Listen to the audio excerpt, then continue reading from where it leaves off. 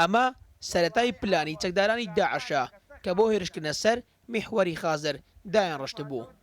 سەرەتا داعش لەو سنوورە بۆ خۆعشاردان لە فڕۆکەکانی هاوپەیمانان ئاگری هەڵکرد.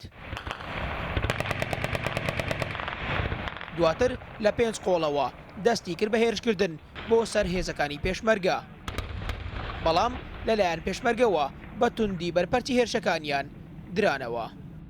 جێت ئەساسی هەمی دەستی مەدانە شت خەتەرێک سەر جایکی دانینە و لە هەمی جاوا پێشمەرگە هێرشی بود بەتن کا بزانین چاوا دەبیتن لە نەوارە سەرکەفتنێ مەزنێ ئەو دیکردین جانازێت وا زۆرت کەتی لە دەستێمە لە تلەسبە جانازێت وایت ماین لە هەمی جاها جازەرکی قواتێت مەیت سوپای پێنج و قواتێت هێرش برنە سەر ئەوانە لێرێژی گەلێک تشتەوای گرتن.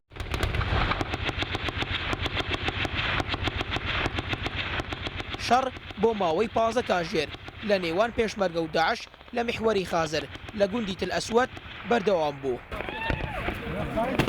بە وتەی فەرماندەکانی پێشمەرگەش ئەمە دووەمین و قورسترین شەڕ بووە کە لەو سنوورە کراوە.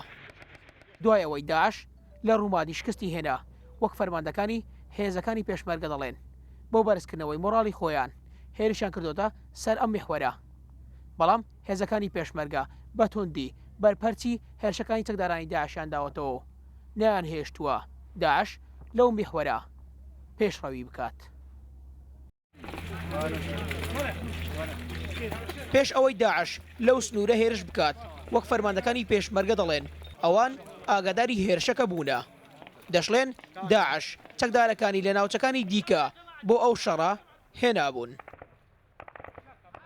هیچ شتێکی تازەیان پێنیە تەنهایانەوە بە شێوەیەکی خۆکوشی پەلامار بن و زەربە بن لە بقەڕەکان بەڵام ئەویش بە چاوکرایەوەی و بە هیمەتی پێشمەرگەکانمان لە لای ئێمەوە نەیانتوانێ ئەو زەبەرەمان پێبێن. ئاگادار کرابووین کە ئەمشەو هجوومێکی وامان بۆ ئەکەن زۆر وریابن.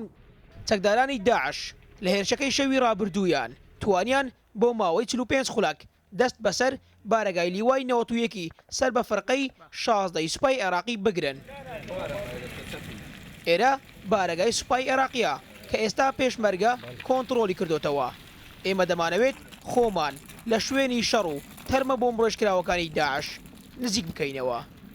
ئەم شوێنێک کە لە پشتمەوە دیارە شوێنی بردومانی فڕۆکەکانی هاوپەیمانانە کە بۆ چەکدارانی داعش لێرەدا بەشێکی زۆری چەکدارانی داعش کوژراون ئەو تەرمانی کە لێرەش بەجێ ماون پشتێنی بۆ ڕێژکراویان پێوەیە ئەوانە چەکدارانی داعش ئەو پشتێنانیان بۆ بەستی بوو بۆی خۆیان بە هێزەکانی پێشمەرگە بتەقێنەوە.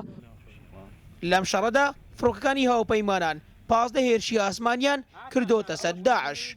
زیاتر لە 20 چەکداری داعشیش کوژراون و 5 هەمەڕ و 2 شۆفلیش تێشکێنراون. هێزێکی زۆریان هێناوە خۆکوژێکی زۆر کۆمەڵێک سیارەی دراکراو هەمووی هاتوونەتە ئەم سنوورە و هێرشێکی قورسیان هێنایە سەر سەنگەرەکانی پێشمەرگ. هێزەکانی پێشمەرگە بە درێژایی 6 کیلۆمەتر لە میحوەری ناوەران تاوەکو میحوەری خازر لەگەڵ داعش لە شەڕدا بوون. میحوەری خازر بناری چای حەسەن شام دەگرێتەوە کە بە دووری 45 کیلۆمەتر بە ئاراستەی ڕۆژهەڵات لە شاری مووسڵ دوورە. فەرهاد وڵەمەری ڕوودا و میحوەری خازر.